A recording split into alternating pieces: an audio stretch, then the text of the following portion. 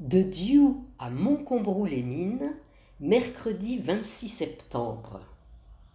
Quittons le camping du plan d'eau de Pierrefitte-sur-Loire, retournons en Californie à Diou et commençons la matinée, à pied bien sûr, par la traversée du canal latéral de la Loire. Sous le soleil.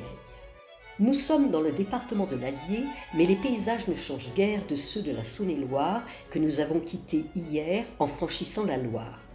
Des prés, toujours, grillés par la sécheresse et entourés de leurs haies basses.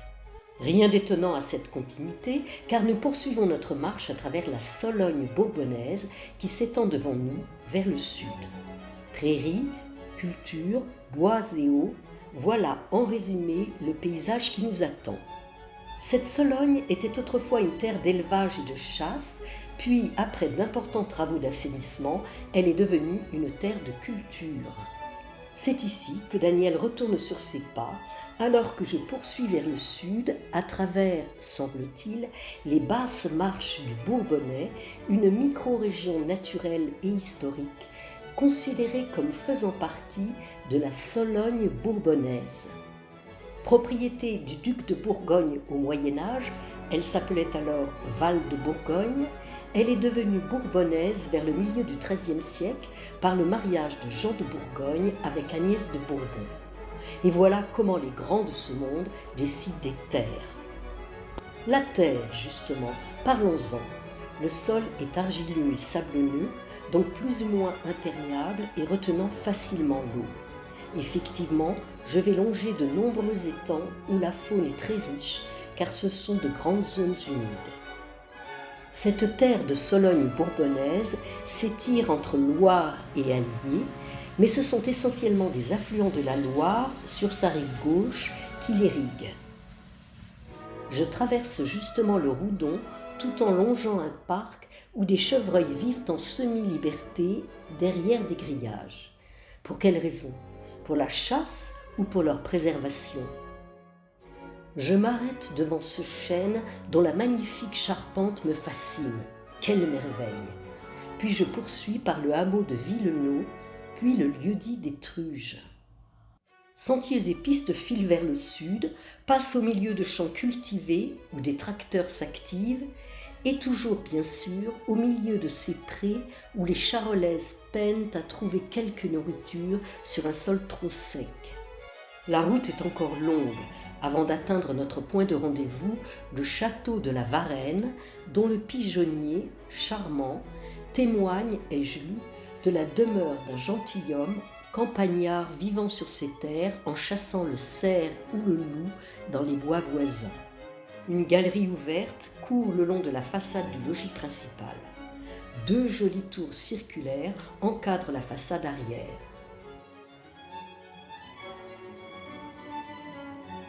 Dommage que de vilaines pancartes viennent briser l'enchantement et le mystère de ce château.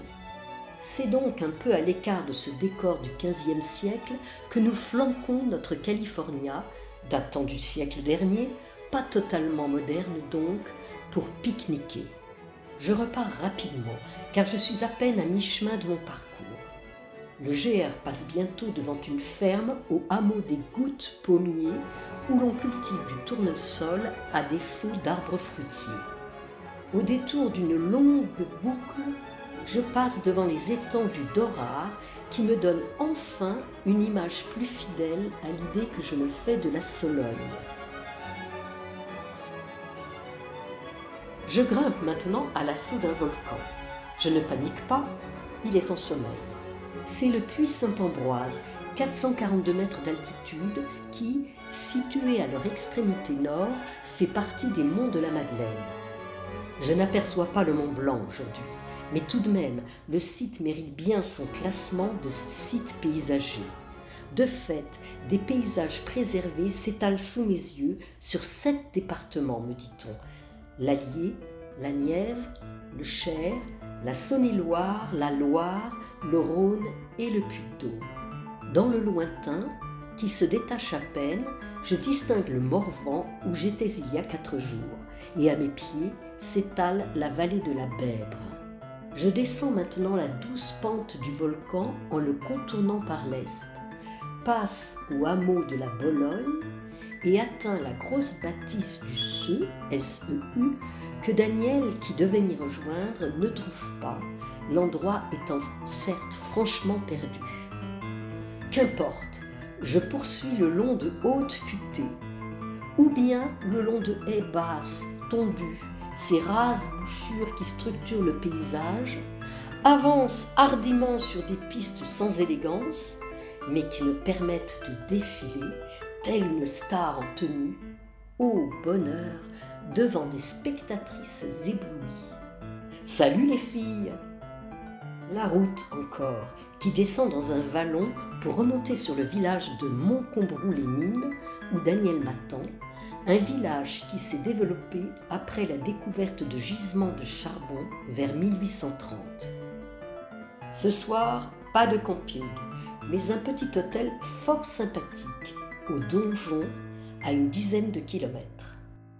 Bonsoir, monsieur, madame. Pour avoir de l'eau chaude dans la douche, il faut faire couler l'eau chaude dans le lavabo pendant peut-être 8 minutes. Lorsque celle-ci sera chaude, vous pourrez prendre votre douche, car le ballon d'eau chaude est à 2 étages au-dessous. Bonne nuit!